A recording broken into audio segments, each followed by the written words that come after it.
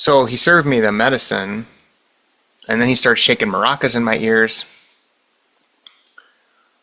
and started making this chanting sound. The next thing I know, I'm starting to make to chant myself, but it was like this really deep. I couldn't stop. This force sort of moving through me. It was really kind of a shock because I felt this sense like I can't control this. And it came out, I don't know how long I did it for, but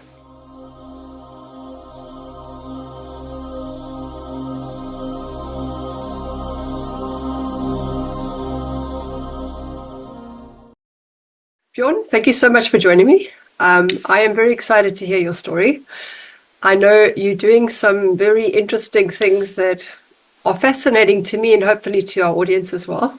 So before we get into that, could you just give us a brief background about who you are and, what has your journey been in life so far? sure, it's a broad question. Yeah. Well, with where I am now, a lot of it was influenced on a trip I took a few years back when I was in Mexico, and I got exposed to the world of shamanic practices and healing modalities in a very expansive way, working with different indigenous traditions, but also learning how to bring out my own healing expression, which has been a central part of the embodiment transformation process for me. There are so many things that I could speak to, so I guess I'll wait for you to ask questions. Yeah. Otherwise, I could just sit here all day. Okay, so, all right, you went on a trip in Mexico. Was that because you wanted to do something that was plant-based, or was it just because you were looking for fun? I had a friend down there, and I'd been traveling around the world, living in different countries for the better part of 5 years. Yeah, I lived in like 15 different countries, so it was on my bucket list. And being that I had a friend that was there, I thought it would be an interesting place to visit. And it was also during peak COVID times when this was one of the few places that I could go which had much more relaxed restrictions. And so that played a part in it as well. Yeah. Okay, so what happened? Well, I guess you could say it started when a friend of mine, he hurt his toe pretty bad. His toe was black and blue, but I mean, it got really, really black. And so pretty much everyone who saw him was like, your toe's going to fall off, right? Or your toenail's going to fall off, right? Yeah. So I saw him, I had seen him just 2 days prior. I saw him again, and he said, "Look at my toe." I looked at his toe, and it was totally normal. No discoloration, nothing. And the toenail was all there. How did this happen? And so he told me he went to this ceremony that was taking place down there. It's called the Light Portal. And the Light Portal is kind of a combination of different modalities, sort of a dynamic experience in a group setting. So there's movement, strong breathing, there's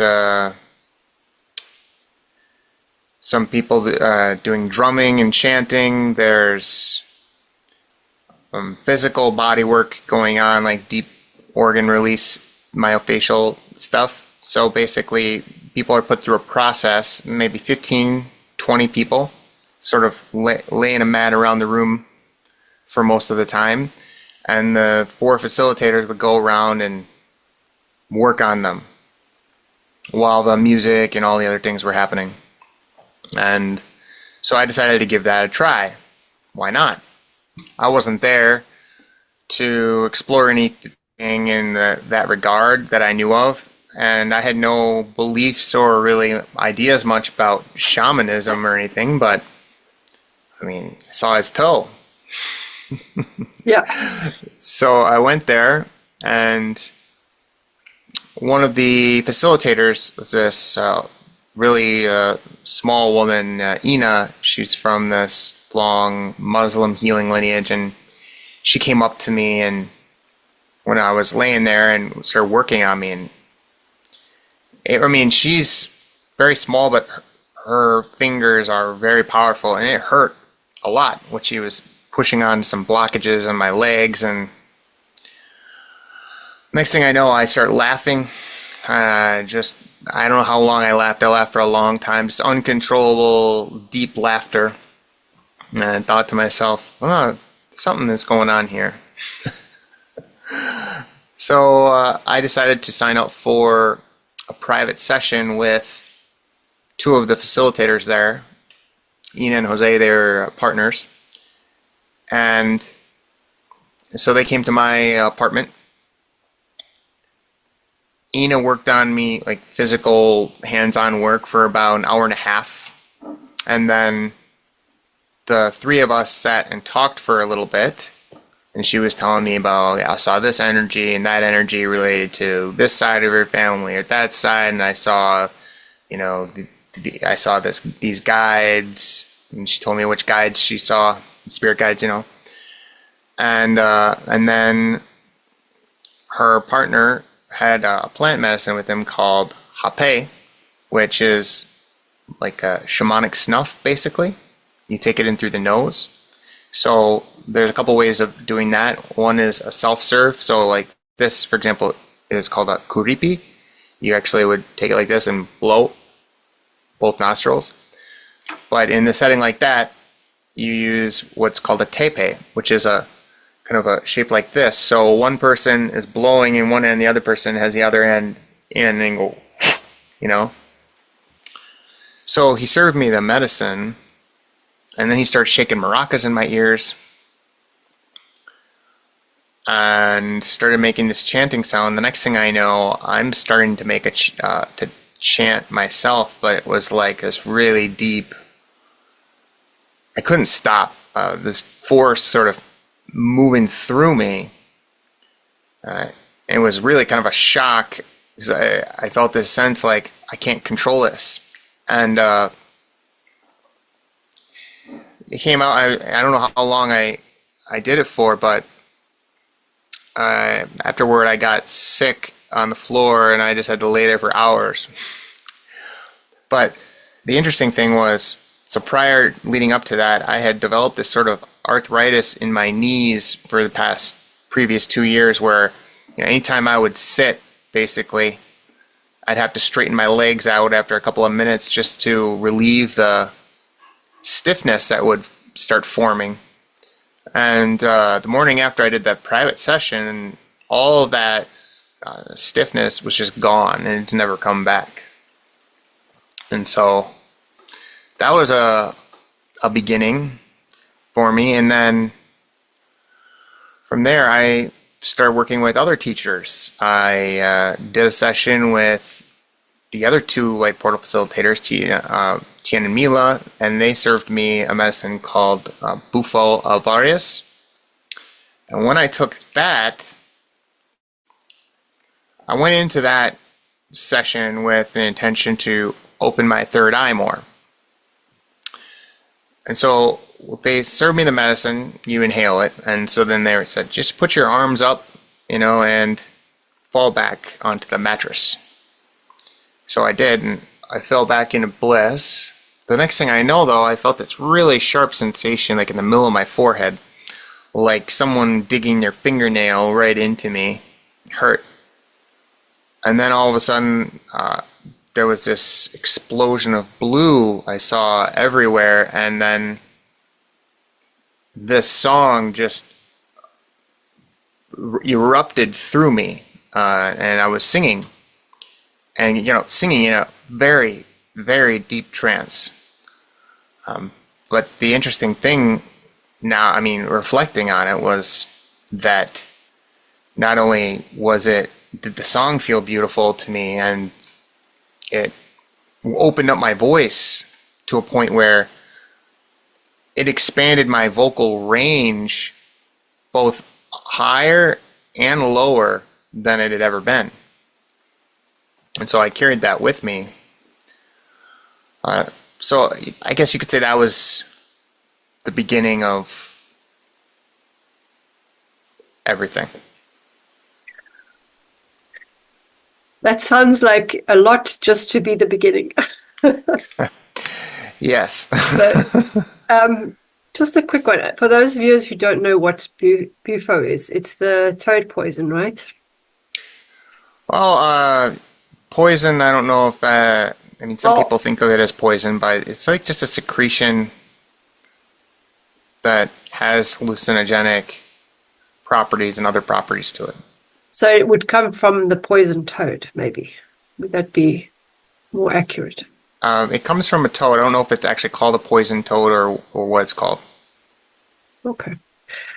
So I'm just wondering, did a lot of people have similar experiences that are that open, or do you think for you specifically, because you were basically neutral and open to whatever comes, that you had a more profound experience?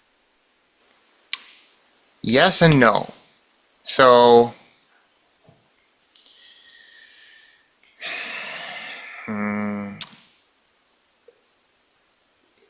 there is definitely the dynamic that there are some people who are definitely not ready to have that type of an experience, but then they do it not for the right reasons. And a lot of people, I witnessed it, when the medicine is going in, their body and their whole mind and everything starts putting up a lot of resistance, and they get very rigid, and they struggle for a while.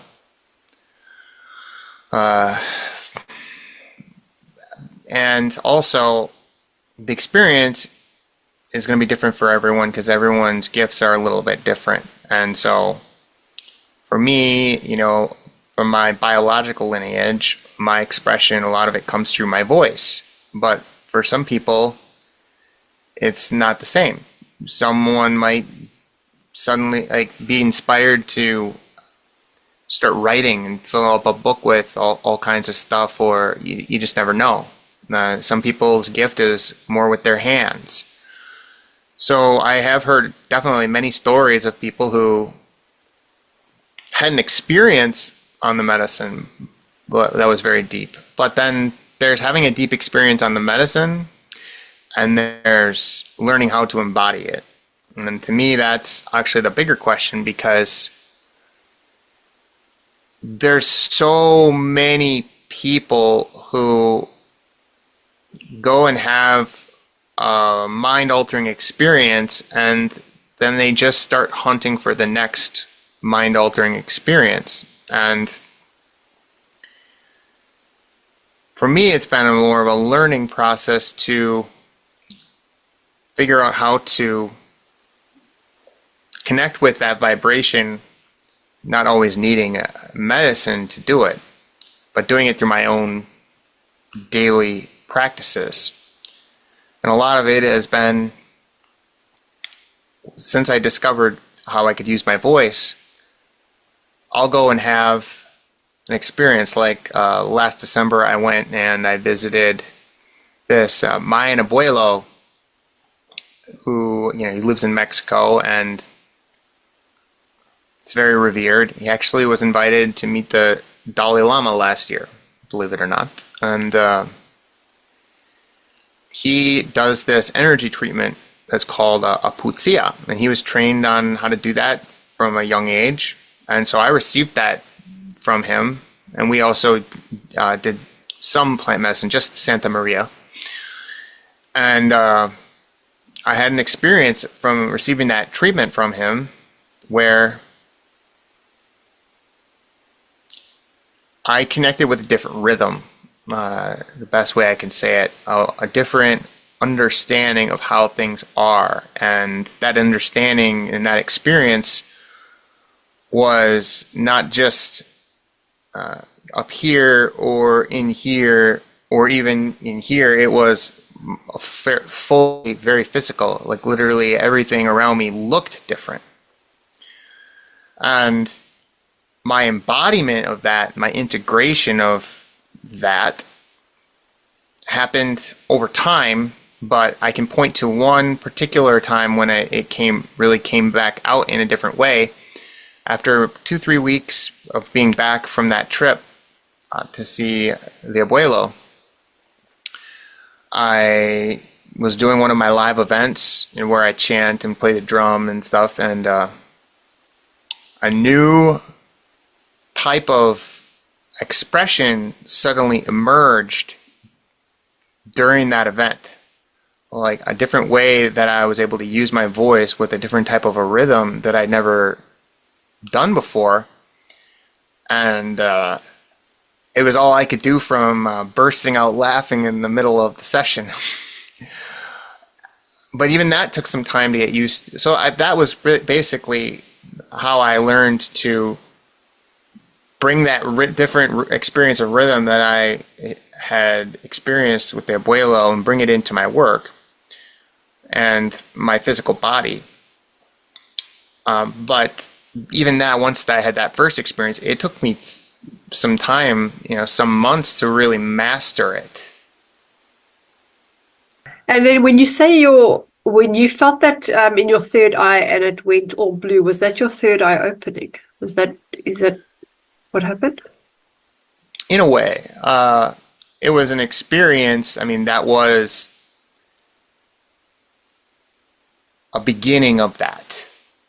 The experience with the music, though, was much more embodied than physical, much more of a euphoria through the whole body than it was a vision.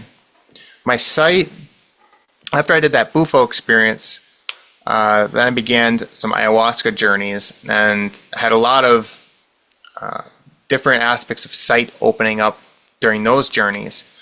But even that, I mean, learning to see it on a medicine and then learning how to do it without, totally different thing too. Well, related, but it took me some time as well to learn how to tap into my own sight and how my own sight works and the types of images that I see that usually for me, I need to go into kind of a deeper meditative state to have my vision open up. But I don't need medicine to do it now. Yeah. Yeah, I like what you said about that, because a lot of people see it as it's like a vitamin B12 injection. I need to have it every week. And I think maybe they get addicted to the fact that they have these incredible highs or incredible experiences, and then, normal life is mundane. But you need time to integrate. There's this really lack of grounding in spiritual communities because people want to escape the physical, because all the pain, most of the pain is down here in the center, by the navel, and people don't want to feel that. They want to avoid it. But the real transformation is when you take what you learn with the different teachers and then you have a new perspective to come back and face it. Yeah. Face yourself, Yeah, I've seen a lot of people like that. They're like the ayahuasca junkies. I know this comedian. I had him on my podcast, Kyle Lipton. He does these little skits on Instagram. That's where I see them anyways. And he does a lot of things like making fun of the spiritual community, and so he has different characters of himself. Might be one looks like a woman, one he looks like a big hulky guy. He just uses filters and stuff to change the way he looks. And he had two guys that were basically trying to one up each other, and one guy was saying, I'm really looking forward to this next ayahuasca ceremony because I'm going to, open my 7th chakra. And the other guy's like, oh, that's cute. They're actually 141 meridian or 142 meridian points according to Chinese medicine. Blah, blah, blah, blah. And then the other guy was like, telling him, putting him aside and explaining, well, he was actually headed, he knew that there were 142 meridian points, but he didn't want to make the other guy uncomfortable, and that he was actually headed into his 1000th ayahuasca ceremony, to really get the rest of it. And then the other guy's like, oh, I see. You've only done ayahuasca 1,000 times. Exactly. Well, maybe after a couple of lifetimes and you get to closer to 3,000, you can be on my level. And this, That's funny. But there's a reason they call it plant medicine, because people don't take medicine all the time. It's just to help you heal. It's a step up. But now, just back to your knees quickly. I know that legs and lower legs is related to family trauma that happened in the family or early childhood. Knees, I think, are related to bending your will. Did you feel like any of that resonated for you? Because even if you don't remember, it's something shift. well, a lot of things shifted. It changed my relationship to alcohol, actually, which is really interesting. I lost any desire to get drunk anymore. And I have not been drunk since then, and that was years ago. It just changed my perception of that. For me, the knees and the feet are like holographic in the sense that they shed light on all the chakras, letting me know what's going on holistically with my whole being on the plane. And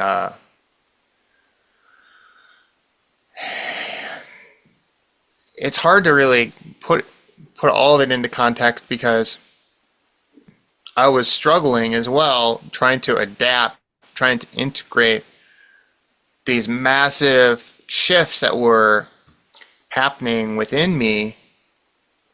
It was so much. Well, I think a lot of people need to be at a space in their life where they're actually ready for that, because it can actually throw you totally off. What would you say to people if they wanted to try it? Well, so I think there's a difference between exploring healing modalities and exploring plant medicine. Part of it being that once you take a plant medicine like an ayahuasca, you can't exit that journey. You have to follow that cycle until it's done with you. And a lot of the problems that people have with it is there's some people that actually have a psychotic break, and it can be a biological thing, like there's a history of mental illness in their family, and they don't react well to a medicine like that. So like what I do with my work using sound is I sort of incorporate the different vibrations of all the experiences that I've had, and I pass it through in a more gentle way of doing a deeper exploration. So people call it a gentler form of psychedelics. That's what a lot of people have said to me about it. I went through a lot of pain and trauma processing to bring that forward in a way that can be more digestible for someone. So yeah, you said you've done a deep plant dieta which one was completely sound based. So just share a little bit about that. So I had done one dieta already, and I was in a place where I had actually become a facilitator of the Light Portal, the place where I had started as a participant, and I was invited to become one of their core facilitators. So we became, one of the people had left, so I basically took their spot, and we were still a team of 4. And at some point, I had some very deeper trauma coming up for me and it was a birth trauma related to that. And it took me months, basically just going through a major depression, just intense sadness all the time, all day long, every day. Liver detox, like painful, physically painful liver detox, and among other things. And kind of as I was climbing out of that, I wanted to set up an appointment to get an adjustment chiropractic. But the chiropractor that I normally went to, he was out of town, and apparently there was somebody that was filling in for him that was available. This guy was a cranial sacral therapist, and I thought, well, I guess that sounds kind of interesting. Maybe that'll be helpful. So I gave it a shot. But what yes, technically the guy has training as a cranial sacral therapist, but he's also a Shipibo maestro. So for those who don't know, the Shipibo are an indigenous, like a long-lasting indigenous group that lives near the Amazon, and they're known for their work doing working with plants in a different way than other tribes, in the sense that they channel what are known as ikaros. So most tribes, like when you sit with them in a medicine circle, they have their traditional songs or chants that they do, and they do them and they repeat them, and they have a very specific way of doing that. Whereas the Shipibo, every time, every ceremony is going to be different. They sing through channeling the spirit of the plant. And so I went in for this session, and it turned into basically, it felt like a little ceremony, where the guy was chanting at me and doing a few other things. And it had a really deep energetic impact on me. And so I went and I did a few more private sessions with him, and eventually he invited me to sit in one of his ayahuasca ceremonies that he does. And I remember thinking to myself, it was a very small ceremony. He was only inviting people that he knew or that he had been done work on and that he thought could handle it.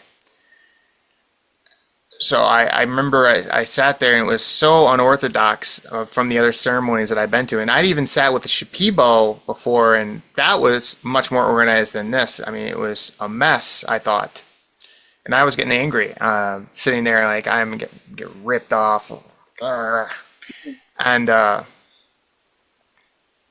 was like that most of the night. And then right before sunrise, he comes over to me, sits in front of me, and he's like, sit straight with your back straight, and I want you to just breathe root to crown. So breathe in from the root and then blow out through the crown. And then while I was doing that, he delivered a personal ikaro to me. And something was happening when I felt that. But then right after he finished, he says, okay, now put your hands out like this. And then he looks at my hands, and he's blowing on my fingers. And he's blowing on the fingers, and he stops for a moment. He looks at them. He goes, And he kind of zeroes in a little more closely, and he just blows very gently on this one spot, and then like my whole it was just like a massive power opening of my whole energy. And all of a sudden I was hearing, seeing, tasting, smelling all the energy of the room, and I started laughing. And he looks at me and he's like, life is a game, or something like that. And so after that experience, I had a lot of trust in his ability as a maestro. And so the next evening, because it was a 2-evening thing, he implanted the seed, energetic seed of one of the master plants in me. It's called the Marosa. It's all about the heart, physically, psychologically, spiritually. And he didn't give me Marosa. There was never a plant I took. He implanted the seed of the Marosa in me. And then for the next 3 months or so, I worked with him on it remotely. Every couple of weeks or 2, 3 weeks, we would meet on Zoom. He would give me another personalized Ikaro and then send me the recording, and then I was to listen to that recording every day. After about a little over a month into the experience, I, again, not on medicine physically, I went out for a walk, which I commonly did in the evenings there, and it was in a gated community. It was, it just felt safe to kind of wander around, and I enjoyed it because it was quiet. And I was out walking, and I felt this warming sensation, like right in the middle of the upper part of my chest. And then I felt this sensation like it was almost the equivalent of what you would think it would feel like if like a flower petals bloomed in a moment, in an instant, and opened up. That's kind of like what it felt like there. And then I just had this total euphoria where, and it was a very physical thing. It was not up here, it was here. I felt in love with everything around me. Wherever I fixed my attention on, it could have been a post in the road, it could have been a building, a tree. Whatever I fixed my attention, I immediately just felt deeply in love with, like unconditional love. And I was just stumbling around like a drunk. I was intoxicated with this. It was incredible. And everywhere I looked, I saw, it was like a never-ending, recreated, blending, almost a painting of different colors blended together that was like the most beautiful painting I'd ever seen, ever present and always changing everywhere. So that really opened my eyes to the possibilities of what one can do remotely and digitally to provide very powerful healing. Yeah, people underestimate what can be done because healing is in the quantum field. A lot of people think, no, I have to be there physically. Well, plant medicine you'd have to physically take, but yeah, there's a lot you can do. Right, and you don't necessarily have, I mean, the older traditions, like with the Shipibo, for most of that history, only the maestros or the shamans would actually be the ones to take the medicine physically, and they would convey the energy to the other people through their ikaros. Yeah, that makes sense. On that note, when people are facilitating, do they also take the medicine or do they just stay sober? Or I don't know, what's the word? Lucid. Or When you say people, are facilitators? If you're having a ceremony and you're facilitating, do you also take the plant medicine or do you let only the people take it? Generally, the facilitator will take probably at least some of it, but it depends on the type of work and the type of ceremony. But generally, like in an ayahuasca ceremony, the leader of the ceremony, the ayahuasquero, will take at least some of the ayahuasca, but just to connect to it. But there are many different things where they might, like some people, they might do private sessions and they might offer a microdose of something to the people coming in, but they don't take that themselves. They just want that person to have something that helps them relax more, open up more without overwhelming them. Yeah. Okay. Yeah, I know when you take ayahuasca, it kind of stays in your body, like you're forever connected to the plant. Like that's how it felt for me anyway. It's like I feel the feelings of the trees now, which I never had before. It's almost like I could see our trees talk to each other. Yeah. There's that communication. Yeah, it's amazing.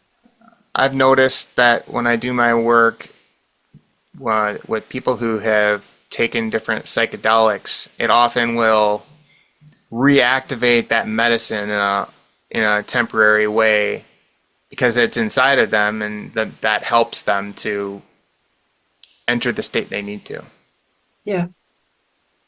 So, okay. So you were saying how you saw connected. Are you still feeling that, or does it like come and go, or is it now that you've opened up your it's almost like a psychic ability, I suppose, like being able, that veil's lifted, that you're able to experience the fact that the world is just a projection and that everything is just, as you said, the game. Well, I didn't say it, but the maestro in that ceremony said it. I don't. It's been a continuous unfolding for me. I have experiences that are very powerful, peak experiences, but to me, those are always the beginning of a healing process, not the end of one. Yeah. And it's a little bit different than how a lot of people approach it because they're looking for the peak experience and they think that they achieve that and that's what they're aiming for, but that's just an opening for me. And then so it's like I experience the things that I've experienced energetically in those ceremonies, but the way I experience it now is totally different and more physical. Yeah.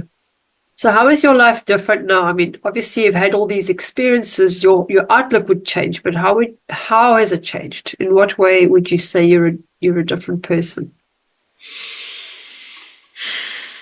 Much calmer, less prone to getting triggered or reacting to something. Not perfect, but much easier to express my energy. I'm also more aware of the sensitivity I have to the energy of others. But even that has been kind of a thing where it used to be when I was becoming more sensitive that if I was around certain people that it would affect me a lot and I would struggle with the boundary.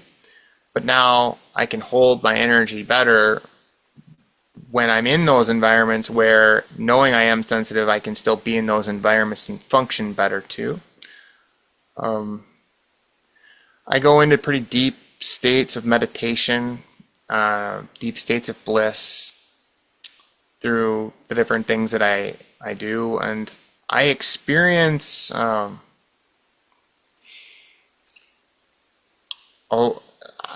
constantly, all the time, all day long, every day, I'm getting these physical signals through my body. It could be like right now, my feet are vibrating. I feel a temperature shift in 2 spots on my leg.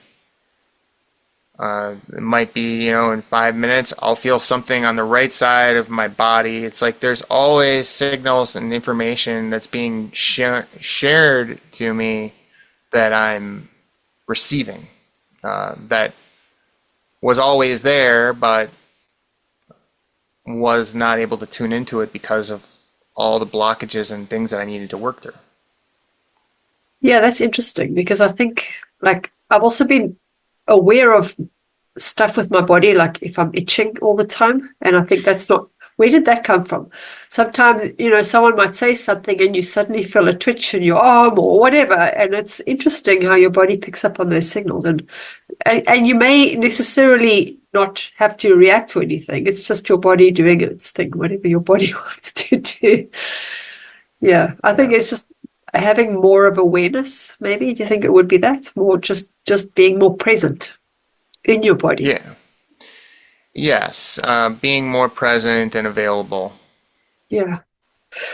So you're a Biofield tuner. What would that be? How do you do that?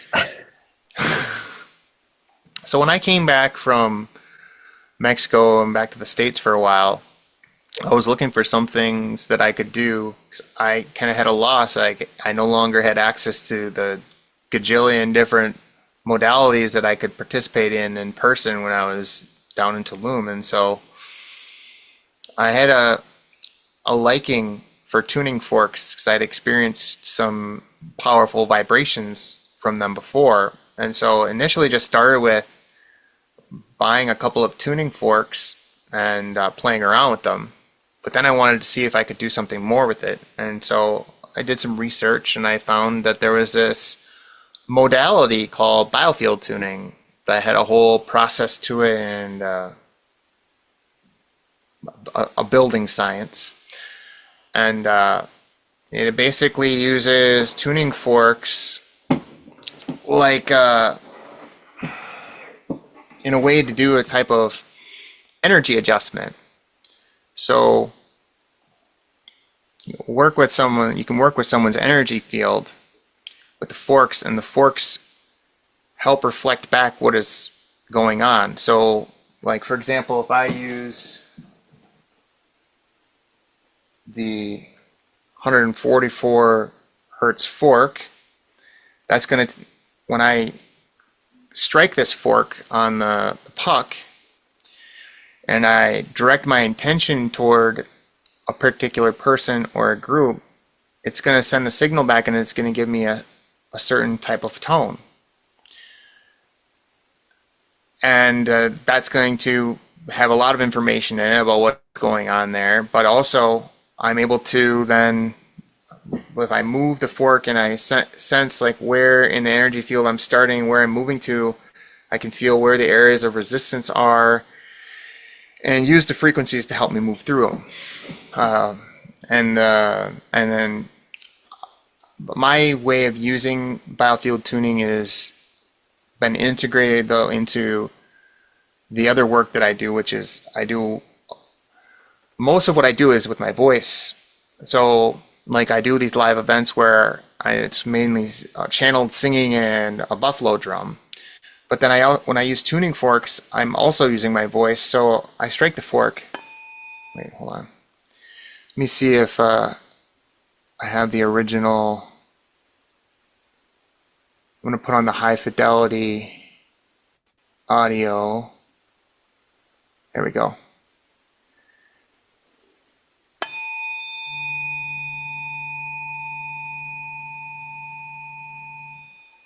And so generally I strike the forks, then I tune into the energy, and then I use my voice to sort of help dissolve the blocks. And then I keep working with the forks with my voice to move through the energy and clear until I have a clear tone. It's amazing how sound is like the foundation of healing for so many practices, and I suppose it's like crystal bowls and the Tibetan bowls as well. Yeah, I mean, it's the sound of the universe. But I haven't heard anyone doing what you're doing, so that's pretty interesting. So let's go back to the sounding. So when you use your voice, do you say you still got an extended range of sounds? Does that include chanting and humming?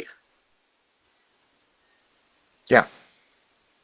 And would you say people should hum as well? Because I heard that humming is really good to clear up your blockages in your chakras. It can be. Singing activates the vagus nerve, which runs all the way down through the middle. And when you stimulate that, it brings in feelings of well-being and joy, and it can have a calming effect. It can have an energizing effect. It can help a person reset for sure. who are the people that would benefit from biofield tuning? Is it like specific things? Like, is it physical ailments? Is it more maybe like depression, anxiety, that kind of thing?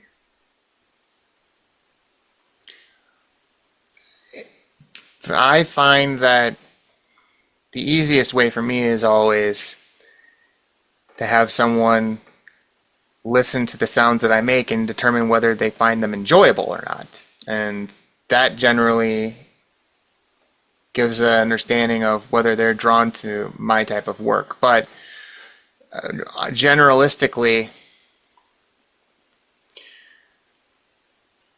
people who are looking for deep healing are the right types of people for this kind of work, because there are a lot of people who they might have an interest in meditation, but they don't have many experiences, and it's just like if you know you're looking for deep healing, then that's what you want. But if you don't know and you're not conscious that you're seeking deep healing, then it's not right. Yeah, I mean, it makes sense, complete sense. There's a modality for everything and everyone, but I can't see that it wouldn't help anybody anyway. You know, even if they weren't at the outset looking for anything like you. I can give you an example. So when I was first getting started with the Biofield tuning, before I really integrated my own work into it, I did a couple of sessions where the people were up the whole night purging after that experience. Like they literally were in the bathroom for most of the night purging. So depending on if you're going into it like thinking, yeah, that's something I'd be willing to go through, right? For example, because when I was starting my practice with that, I had to do a number of sessions for free just to get the credits and all that. And so I did it on some people that did it to me as a favor, and they weren't looking for deep healing, and it had very strong effect on them. And you could argue, well, maybe the effect was good, and maybe it was, but the fact that they were up all night purging is something to take note of.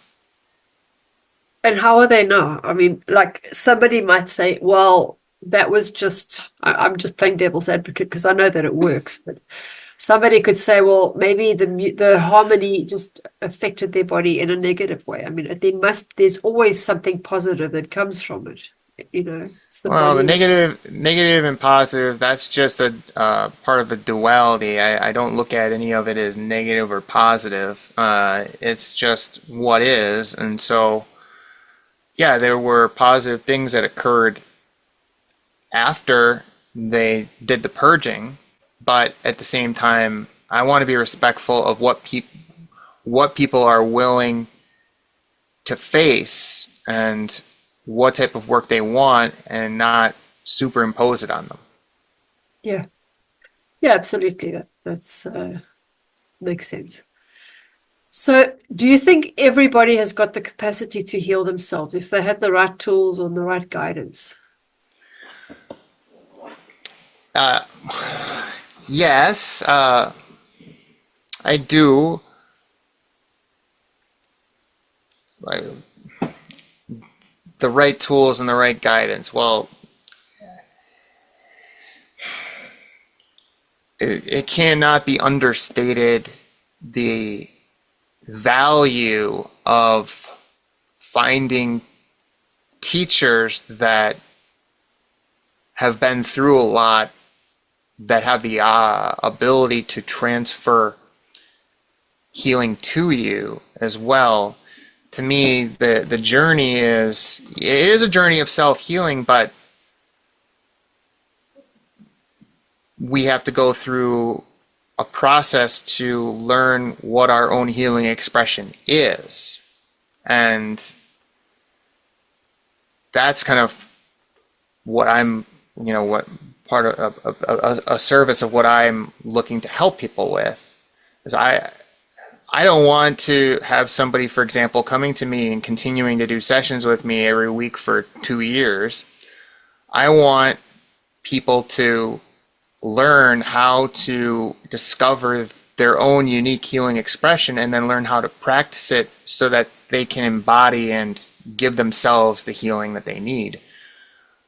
And so finding the right teachers that resonate with you, to me, is a massive advantage and key to moving through that energy in a more efficient way. Yeah, totally with you on that one. So how would someone who's just beginning start their journey?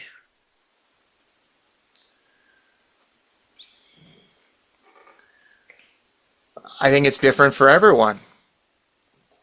There isn't one modality or one particular approach, I think, that is necessarily right for one person or another. But generally speaking, just explore the people you resonate with. Look at what's available out there, see what sounds interesting to you, and try it and see how it goes and see how it works for you. And if something works really well, work with it. And if something doesn't, then try something else. And I would say also that there's this element of just the overall choices that we're making on an ongoing basis that aren't necessarily related to what healing practice are we going to pursue today, but rather, do I buy this house? What do I eat? There's so many options on this menu, things like that, that if we can put an intention of trusting ourselves and what feels right. For example, to go into a restaurant, pick up the menu, scan it. The first item you see that sounds good, pick that, close the menu, enjoy your meal, and start learning how to make choices that way. And doing that, I feel like, is the greatest advantage, because that opens up the door for the right teachers to enter your life, for the right modalities to enter your life. And when those things enter your life, they're entering it because you're ready to make choices, and you're making choices, and that energy is manifesting and coming to you, Yeah, I like that. So it's just kind of relying on your biofeedback from your body and trusting your gut and knowing without second guessing and overthinking. Yeah. Yeah. Can you think of any simple exercises or techniques that listeners can try at home for now?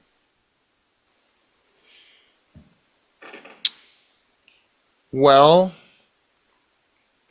I mean, there are things like, I think what a lot of people do is they do yoga or they do sitting meditation. There's a wellness app out there called Insight Timer. I'm a teacher on that platform as well, but they have, like 17,000 different teachers on there, many, many different modalities that people can experience for free. And there's constantly like live events going on all the time, every day, whether it's yoga, whether it's someone doing some kind of tarot reading, whether it's me, chanting with my buffalo drum. You can experience a lot of things from the comfort of home, try them out, see how they feel, without having to really break your bank. Yeah, I like that. I think because it gives people an opportunity to try something that they resonate with, like not everything is for everyone all the time in the same way. Yeah. So you're a spiritual coach as well. So how do you help people to tap into authentic selves? How do they do it? I combine coaching with my other work. So a lot of it for me is Socratic type of work. And I generally pick up on things that are related to the way a person communicates. Whether I'm picking it up physically in my body or whether I'm picking it up in the form of an idea, it just depends totally 100% on the person, the time, the day, the situation, whatever comes up. So coaching is a way for me to help them direct their energy a little bit to something that they might not be consciously aware of and allow them to feel it. If they're bypassing something through the language they're using, is repeating things back to them and asking them questions that are not so structured, but rather based on the feedback occurring within presence. This is not a gift, I think, that you just discovered now. I think you've probably always had it, but do you think through the medicine it's just kind of really opened it up for you? Yeah, so before I got on the spiritual path, I had been trained for a long time. And, well, I came from the world of sales, but I always was a high performer, and a big part of it was because I could read into these situations and get what people were not saying and that sort of thing. So that was always, part of it. But my biological lineage, there is something there where it's like the way that sight comes to me. I see, for example, I see energy like a person's energy as rooms in a house and objects in the rooms, and I see when there's ancestral healing going on, what I see is nature, different elements of nature in movement. And I know, for example, that before my dad passed, he started having visions, because he was starting to leave his body, and then he'd come back and leave his body and come back in the later days. And one day he said, "I got to tell you something. Like, I have a secret." What's that? He had been having these experiences where he would find himself, he would be waking up in a different room of the house, and the rooms would be changed and shifted because he wasn't able to really get around at the end. He wasn't able to really walk or do anything because he got so bad. But he would have these visions, and it felt completely real to him, where he would be waking up in his bed, which he wasn't able to get up the stairs to go to his bed, but he'd wake up in his bed and he would walk around, and there would be a ramp there for him and all kinds of things. And so the way he was seeing elements, rooms in a house, things, objects. So there's an element, like for me, like with the singing, with the way that my sight works in this body, that's all related to the biological lineage that I incarnated into. But then there are the elements that I brought with me into the incarnation that's connected to a long history of plant medicine use for facilitating changes in human consciousness, and many other things that I brought with that energy into this lineage. So I feel there's a multidimensional aspect to lineages that it all kind of combines into one element.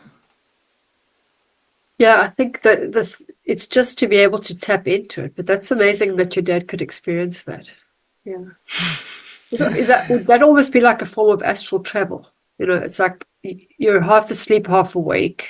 Your body's sleeping, but your consciousness leaves your body. So you're kind of in this realm, but not really. Yeah.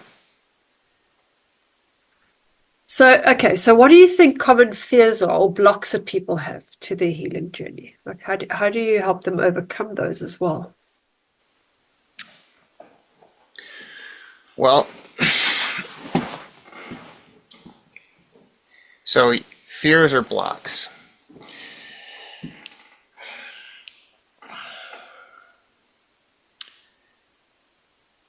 Starting on the physical level, my experience has been often that, at least emotionally, much of that information is in the midsection area, like on the physical level.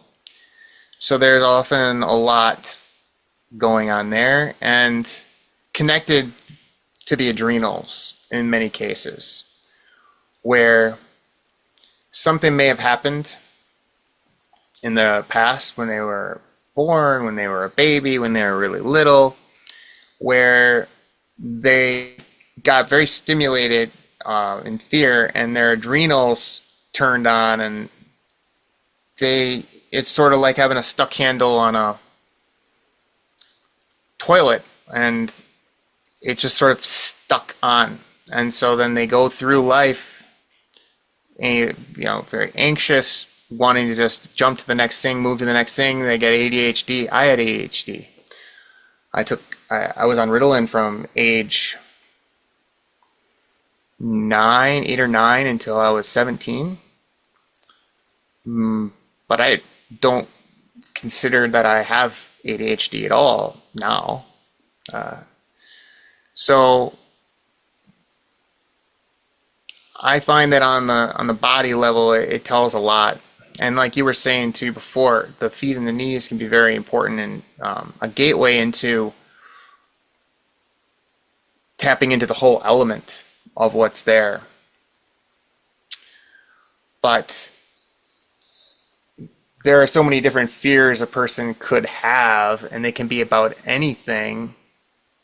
To me, the important element of that is whether you're willing to feel it or not. Yeah, I actually think that's the thing. Most people don't want to go there, and the sad thing is that if they did, they would let it go. Like it's an oxymoron, right? You think whatever you face, you're going to get the opposite of. People think if they're going to go into the pain, they're going to have the pain. No, they're going to release the pain. A lot of people, like what you're saying, like a lot of people who try breath work, like open mouth breathing. I forget what the condition is called, but I'd say about 1 in 3 people, they get this thing during the breathwork session where their hand starts bunching up and getting really tight and really tense, almost like a lobster claws type of a thing, because there's so much tension that building up to be released. So I mean, imagine 1 in 3 people experience that just doing a simple breathwork exercise. Yeah, it's amazing. Yeah, I tried to do the Wim Hof breathing, and that just didn't work for me. I thought it just didn't work for my body. Couldn't do it. Couldn't do it. Okay, so how can people get hold of you? Everything runs through my website, bluedragonhealing.net, and I sort of move people through a process there too. So it's like, it starts out, try a 3-minute sample of the sounds and see if you like them, if it resonates.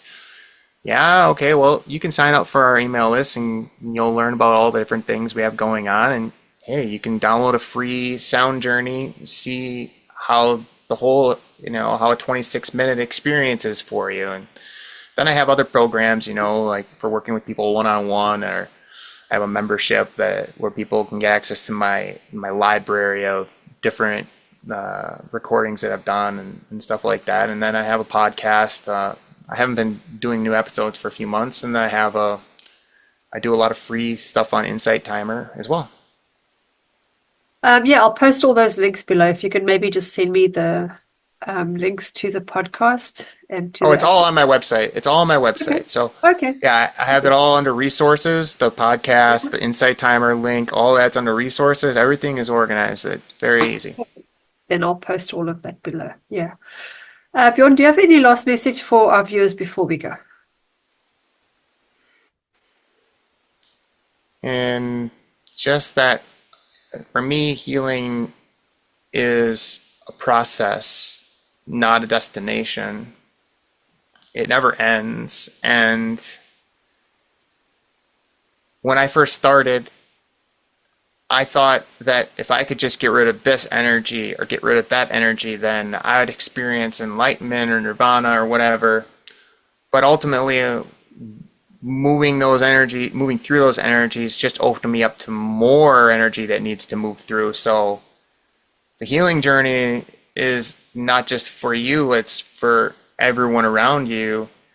And learning how to hold space for yourself is a benefit for both you and the world. Thank you. Yeah, I like that. It's important. And like you say, it's to me, it almost seems like a spiral. It just keeps spiraling outwards, more of that, more of that. And outwards and inwards. Yeah. Thank you very much. It was great hearing your story. Sounds good. Thanks a lot. Thank you. Bye-bye. Bye.